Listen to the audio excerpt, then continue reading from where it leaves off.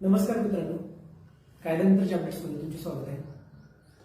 आज आपण वैष्णवी हगवणे प्रकरण आणि त्या संदर्भात कायदा काय म्हणतो हे जाणून घेऊयात. न्यूजमध्ये बघितल्यानुसार वैष्णवी हगवणे यांचा फक्त हुंडाबळी गेलेला आहे.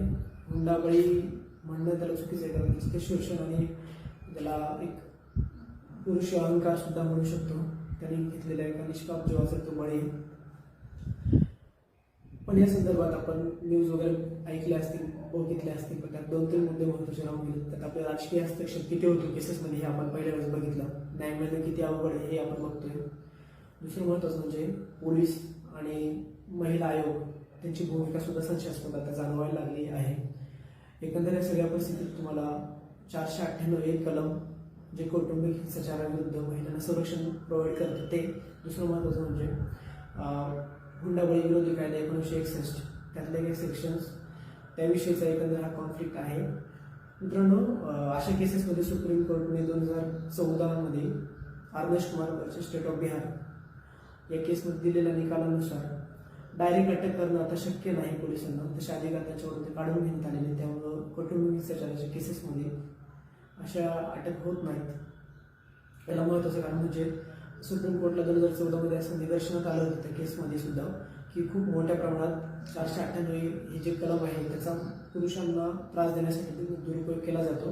म्हणून त्यांनी त्यावेळी ती प्रोव्हिजन केलेलं होतं आणि त्याचा जो वापर पोलीस आता त्यांचं ॲक्शन न घेण्यासाठी एक बेस म्हणून वापरते. दुसरं महत्त्वाचं म्हणजे पूर्वभावी महाराष्ट्रात आपण राहतो, आपल्याला असं वाटतंय की बाबा सगळं महिलांच्या सपोर्टमध्ये चाललंय, कायदे महिलांच्या बाजूने आहेत, मुलींची संख्या कमी होते, लग्नासाठी मुली मिळत नाहीत. पण मित्रांनो, हे तेवढंच सत्य आहे की महिलांचा आजही हुंडाबळी किंवा बाकी बऱ्याच कारणाने छळ केला जातो आणि तो आत्तापासून नाही. अगदी मागं तुम्ही बघितलं असेल 5-10 वर्षांनी तर स्टोव पेटवता सुनेच्या पदराला आग लागली, सून त्यामध्ये वर पडली, भाजली आणि वारली. विहिरीत पाणी भरायला गेली, विहिरीच्या कडेवरती पाय घसरला आणि विहिरीत बुडून मेली. कपडे धुवायला गेली, नदीवरती बुडून मेली. हे सगळ्या गोष्टी इवन किचनमध्ये सुद्धा गॅस फुटला, स्टोवचा भडका झाला, किचनमध्ये आग लागली आणि त्याच घरातले फक्त सूरच वारायचे. सो हे प्लॅनिंग करून केलेले मर्डर होते सुनांचे. त्यात हुंडा हा एक महत्त्वाचा आणि मेजर कारण होतं. बाकी पण गोष्टी असतीलच, पण त्यासोबत आपल्याला हे विसरून चाललं नाही मित्रांनो की 498 कलम जे आहे त्या अंतर्गत जे केसेस नोंदवले जातात, दर वर्षाला 6,800 केसेस नोंदवले जातात. त्यातल्या बहुतेकशा केसेस फेक असतात. हे सुप्रीम कोर्टचं स्वतःचं जजमेंट आहे, सुप्रीम कोर्टचे ओन निरीक्षण किंवा ऑब्झर्वेशन्स. त्यामुळे आपण ज्यावेळेस अशा प्रकरणांविषयी जाणून किंवा ऐकू त्यावेळेस